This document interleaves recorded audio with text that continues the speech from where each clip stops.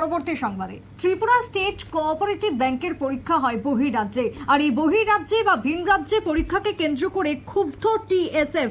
খুব স্বাভাবিকভাবে যে মর্মান্তিক দুর্ঘটনা সংঘটিত হয়েছে বহিরাজ্যে পরীক্ষার কেন্দ্রকে পড়াকে ঘিরে, এবং তার সঙ্গে দুর্ঘটনায় একজনের প্রাণ পর্যন্ত গেছে, তাতে করে গোটা রাজ্যে এই মুহূর্তে আলোড়ন তৈরি। এবার রাজ্যে পরীক্ষা কেন ভিন রাজ্যে তা নিয়ে এবার প্রশ্ন উঠেছে টিএসএফ নেতৃত্বের পক্ষ থেকে। ভিন রাজ্যের পরীক্ষা নিয়ে সরকারের উপর রীতিমতো চাপ বাড়াচ্ছে বিভিন্ন ছাত্র সংগঠনের পক্ষ থেকে। দাবি তোলা হচ্ছে, অভিযোগ তোলা হচ্ছে, ক্ষোভ বিক্ষোভ প্রতিনিয়ত চলছে। এই প্রসঙ্গে কথা বলবো। এই মুহূর্তে টেলিফোন লাইনে রয়েছেন টিএসএফ এর সদস্য মহেশ্বর ত্রিপুরা। মহেশ্বর বাবু, নিউজ ভ্যানগার্ডের লাইভে আপনাকে স্বাগত। মহেশ্বর বাবু, টিএসএফ ইতিমধ্যেই আমরা দেখেছি যে ক্ষুব্ধ এই ত্রিপুরা স্টেট কোঅপারেটিভ ব্যাংকের ভূমিকাকে ঘিরে। ভিন রাজ্যে তারা পরীক্ষার জন্য জানান এবং সেখানেই ঘটে গেল মর্মান্তিক দুর্ঘটনা। কি বলবেন এই নিয়ে? হ্যাঁ, এই বিষয় নিয়ে আমি খুবই দুঃখিত যে আমাদের একজন প্রাণ হারাচ্ছে, কারণ তাদের কর্মসংস্থানের জন্য বা চাকরির জন্য।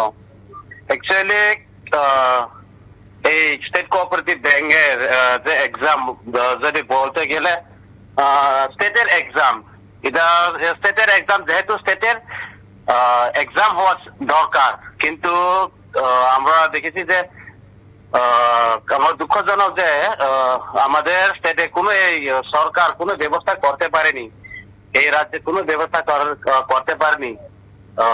আমাদের ছাত্র ছাত্রীরা বা আমাদের ক্যান্ডিডেটরা বাইরে ভিন রাজ্যে গিয়ে এক্সাম দিতে হয়েছে, তার কারণে এই ঘটনা আজ দেখতে পেরেছি আমরা। অ্যাকচুয়ালি নাও এই মডার্ন যুগে বা এই টেকনোলজি যুগে যদি অনলাইন এক্সামে যদি গভর্নমেন্টের যদি ইচ্ছা থাকে, তাহলে যদি ইনফ্রাস্ট্রাকচার যদি আমাদের ত্রিপুরা রাজ্যে যদি গঠন না করে বা উন্নতি না করে, এইভাবে এক্সাম নেওয়াটা এটা সঠিক না বলে আমরা মনে করি। আপনারা কি কোনো ক্ষতিপূরণের দাবি জানাবেন? হ্যাঁ, আমরা অলরেডি দাবি জানিয়েছি যে প্রাণ হারাচ্ছে তার পরিবারকে স্টেট থেকে যেন চাকরি দেওয়া হয়। আমরা অলরেডি দাবি জানাচ্ছি স্টেট কোঅপারেটিভ ব্যাংক। শিক্ষা দপ্তরের কাছে কি কোনো ডেপুটেশন দেবেন আপনারা? শিক্ষা দপ্তরের কাছে আমরা এখনো চিন্তা করিনি বা আমরা দিতে পারি, কিন্তু আমরা জাস্ট একটা মেমোরেন্ডাম বলে যে আমরা সাবমিট করেছি স্টেট কোঅপারেটিভ ব্যাংক ম্যানেজারের কাছে। যদি কোনো ব্যবস্থা যদি নেওয়া না হয়, তাহলে আমরা আন্দোলনে আমরা নামতে পারি। মহেশ্বর বাবু, এই ব্যাপারে কি আপনারা কোনো বড়সড় আন্দোলন করবেন? ইতিমধ্যে আমরা দেখেছি বাম কংগ্রেস আন্দোলন করছে, তারা ময়দানে নেমেছে। আপনাদেরও কোনো পরিকল্পনা কি রয়েছে? হ্যাঁ, অলরেডি আমরা একটা মেমোরেন্ডাম সাবমিট করেছি। দেখা যাক, যদি এই মেমোরেন্ডামের কোনো রিপ্লাই যদি না আসে, তাহলে আমরা অলরেডি আলোচনা আমরা চলছি, স্টেপ নিতে পারে আমরাও। সেই জায়গায় আপনাদের এই আন্দোলন থাকবে কাদের প্রতি? সরকারের উপরে করবেন না ব্যাংকের উপরে আপনাদের এই আন্দোলন থাকবে? আমাদের আন্দোলন সরকারের উপরে হবে আর ব্যাংকের উপরে হবে। দুই পক্ষের মধ্যে হবে আমাদের আন্দোলন, কারণ এখানে দায়িত্ব রয়েছে সরকারের এবং দায়িত্ব রয়েছে ব্যাংক কর্তৃপক্ষ। এই যে অনলাইনে পরীক্ষা নেওয়ার যে পরিকাঠামো, তা কি রাজ্যে নেই? কি মনে করছেন আপনারা?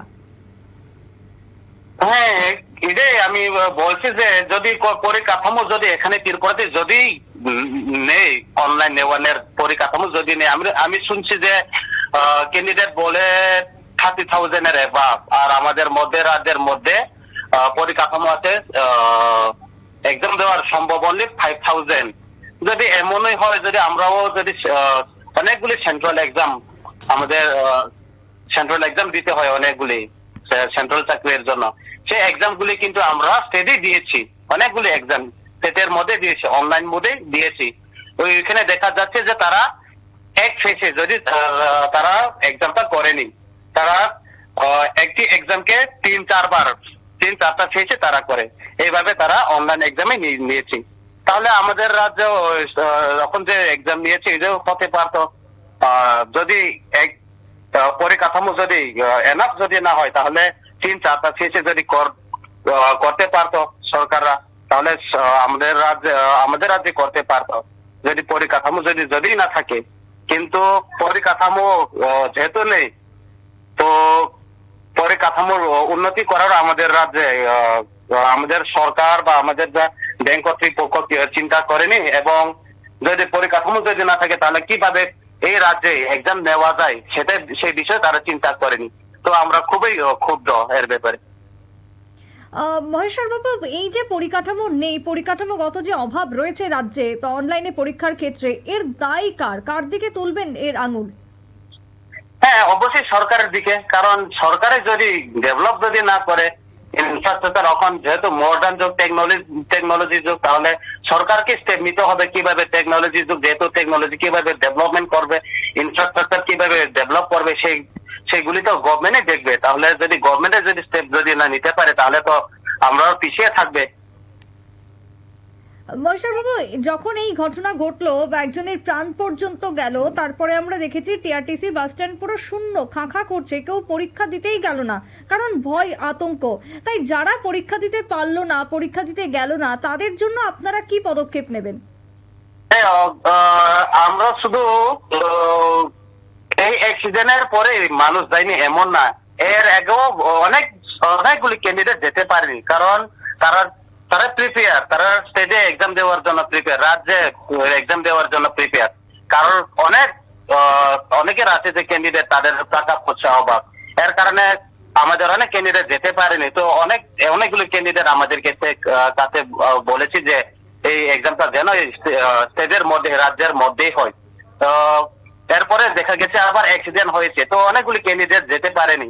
তো আমরা অলরেডি মেমোরেন্ডাম দিয়েছি যে আরেকবার এক্সাম কন্ডাক্ট করার জন্য, সবাইকে যাতে এই এক্সাম দিতে পারে তার জন্য ব্যবস্থা করার জন্য অলরেডি আমরা মেমোরেন্ডামে সাবমিট করেছি। মহেশ্বর বাবু, আমরা দেখেছি যে বহু ক্যান্ডিডেটই গেছে, পরীক্ষা দিয়েছেন, কিন্তু যেহেতু সেখানে ধস নেমেছে, তাই ধসের কারণে এখনো বহু ক্যান্ডিডেট আটকে রয়েছেন। কি মনে হয়, তাদেরকে কি সেখান থেকে উদ্ধার করে আনার জন্য এখনই সরকারের পদক্ষেপ গ্রহণের দরকার বা জরুরি রয়েছে? হ্যাঁ, অবশ্যই। সরকার শুধু বাস ট্রেন দিয়েছি, কারণ এখন আমাদের ক্যান্ডিডেট গুলি ওইখানে আটকে রয়েছে। তো এগুলিকে ফিরে আনার ওইটা সরকারের ব্যবস্থা করতে হবে, সরকার নিতে হবে, এইগুলির দায়িত্ব নিতে হবে। যদি আমাদের সরকারে যদি আমাদেরকে যদি না দেখে তাহলে কে দেখবে? সেগুলিকে সরকার দেখতে হবে। এখনো পর্যন্ত কতজন আটকে আছে, আপনাদের কাছে কি কোনো তথ্য রয়েছে? সরি, এমন এক্সাক্ট তথ্য তো আমাদের মধ্যে নেই। তবে আমরা দেখেছি বা অনেক আমাদের রিলেটিভ বা অনেকেরই ক্যান্ডিডেট আমাদেরকে বলেছে যে আমরা আটকে আছি। আর অনেকগুলি স্টুডেন্ট এক্সাম দিয়েছে কিন্তু ব্যাক করে আসতে পারে না, এখনো গুয়াহাটিতে আটকে আছি, তাদের ট্রেন চালু হয়নি। তো হবে অনেকগুলি ক্যান্ডিডেট, কিন্তু আমাদের এক্সাক্ট আমরা বলতে পারিনি। মহেশ্বর বাবু, এই যারা আটকে রয়েছে, এই বার্তা কি আপনারা তুলেছেন কোনোভাবে সরকারের কাছে?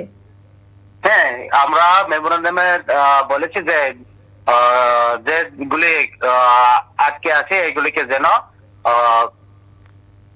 আনা হয় এবং আরেকবার এক্সাম দেওয়ার সুযোগ দেওয়া হয়।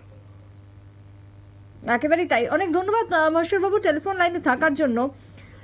ওকে, থ্যাংক ইউ। ধন্যবাদ জানাচ্ছি আপনাকে। কথা বলছিলাম আমরা টিএসএফ এর পক্ষ থেকে সদস্য মহেশ্বর ত্রিপুরার সঙ্গে।